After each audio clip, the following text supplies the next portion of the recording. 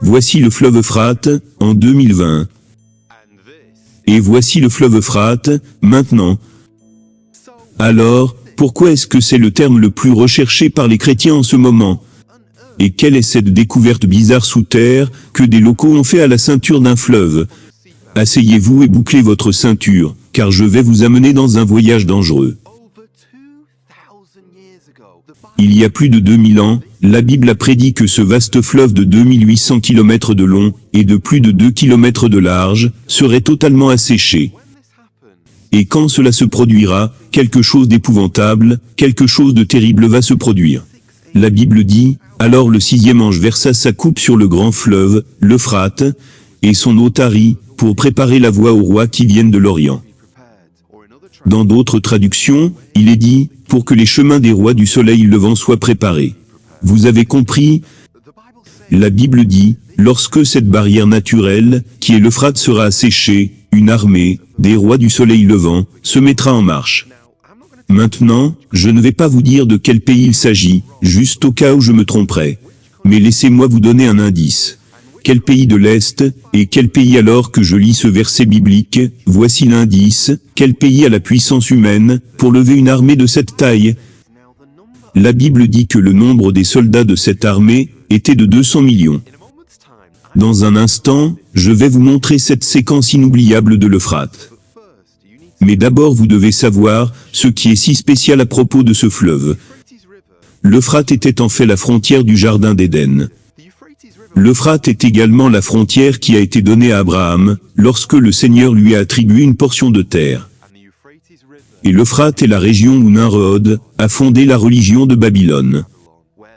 Et où la tour de Babel a été construite, comme un affront, au Dieu très haut. Ou donc, que le fleuve Euphrate est situé dans une région, où se sont déroulés de nombreux événements clés de la Bible. Et la Bible dit que lorsque ces eaux auront tari, une armée de 200 millions de soldats commencera à marcher depuis l'Est. Maintenant, pensez-y un instant. Jean l'apôtre qui a écrit ces mots, quand il écrivait sur cette prophétie qui allait se produire, il n'y avait même pas 200 millions de personnes, sur toute la surface de la terre. Et pourtant, les athées me diront aujourd'hui que la Bible n'est pertinente, que pour les gens du passé, il y a des milliers d'années, et qu'elle n'a plus d'importance pour nous. Pouvez-vous m'expliquer cela, monsieur l'athée?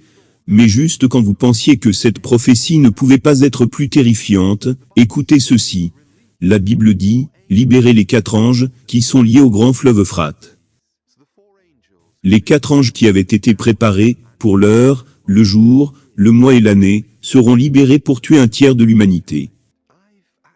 J'ai entendu certaines personnes dire, que cette séquence bizarre que je vais vous montrer, est un enregistrement de ces anges déchus. Je n'en suis pas si sûr.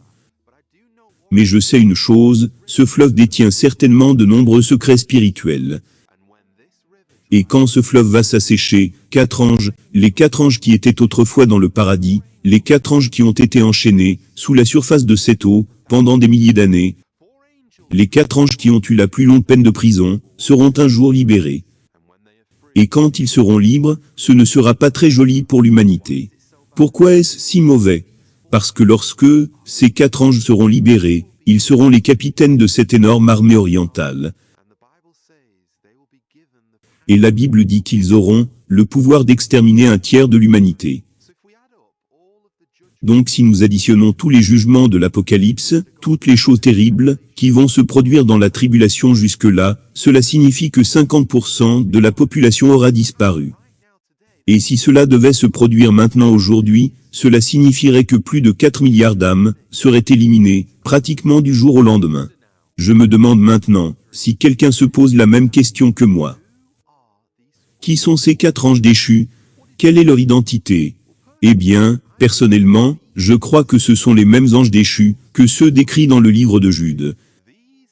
Ce sont les mêmes anges, dont il est question dans 2 Pierre chapitre 2, qui sont allés vers les filles des hommes, parce qu'ils ont vu qu'elles étaient belles. Ils sont allés vers ces femmes, et ont eu des relations intimes abjectes. Et de ces relations sont nées de ces créatures hybrides, dont j'ai parlé en détail dans cette vidéo. Et quand Dieu a vu cela, il était en colère contre les fils des hommes. Alors il amena le déluge sur la terre. Mais qu'a-t-il fait de ces anges? Eh bien, L'Écriture dit qu'il les a mis dans des chaînes de ténèbres lugubres. La raison pour cela, parce qu'ils ont outrepassé leurs frontières. Et c'est ce que le fleuve Euphrate représente, comme frontière. Les ténèbres lugubres dans lesquelles ces anges déchus sont enfermés, pourraient-elles se trouver sous les eaux sombres de l'Euphrate? Lorsque cette eau sera asséchée, ils seront libres, et ils ont eu beaucoup de temps pour réfléchir. Ils ont eu beaucoup de temps pour s'améliorer. Et quand ils seront libérés, l'humanité verra la colère de ces anges. Avant que je vous montre cette séquence un peu particulière, je dois vous emmener dans une petite diversion. Premièrement, je dois vous montrer un autre fleuve spirituel, qui a une grande importance dans la Bible. De quel fleuve je vais parler? Le fleuve du Jourdain. Si vous aviez la lèpre, vous devenez une sorte d'exilé. Vous êtes banni de la société.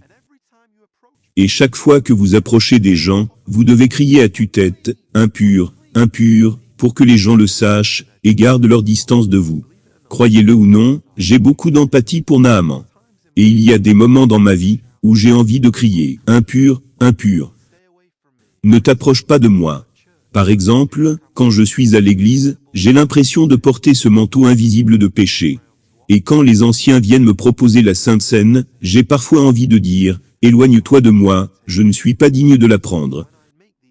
Parfois, quand je fais ces vidéos, j'ai l'impression d'être la dernière personne sur Terre, qui devrait filmer des vidéos chrétiennes, et dire aux gens d'obéir à la parole de Dieu. Et j'ai envie de vous crier à tous, impur, impur. Et bien sûr, parfois, peut-être avez-vous connu cela aussi, lorsque nous nous inclinons en présence de notre Dieu 3 fois saint.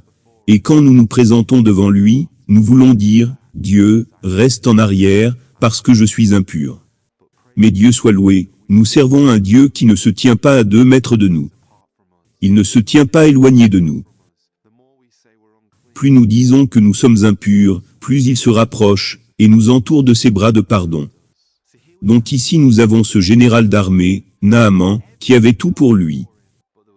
Mais il y avait une chose qui gâchait sa vie. Et je me demande, si je vous demande, quelle est la seule chose qui ruine votre vie? Quelle est votre propre sorte de lèpre?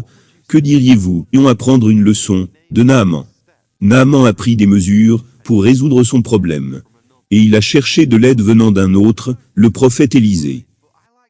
J'aime imager, quand je lis la Bible. Et j'imagine ce grand général d'armée, avec une bande de soldats, il s'est humilié, et encore une fois, regardez-le, voyez-le, alors qu'il se tient au bord du Jourdain. Je peux l'imaginer en train de se pincer le nez, en regardant cette eau répugnante, en voyant sa salinité. Puis il y plonge ses orteils, et commence à se laver. 1 fois, 2 fois, 3, 4, 5, 6. Et puis, la 7e fois, quand il a immergé son corps, il a été guéri. En fait, la Bible dit qu'il n'a pas seulement été guéri, mais que sa peau était comme celle d'un enfant, sa peau était repartie à celle de l'enfance. Chacun d'entre nous a sa propre lèpre. Cela s'appelle le péché. Et le péché est la chose qui nous ruine. Le péché est la chose qui nous entraînera en enfer, et qui causera notre mort. Il ruine nos vies, il ruine nos relations, il ruine le monde dans lequel nous vivons. Et le péché doit être traité. Vous avez été si patient, voici les images bizarres que je vous avais promises.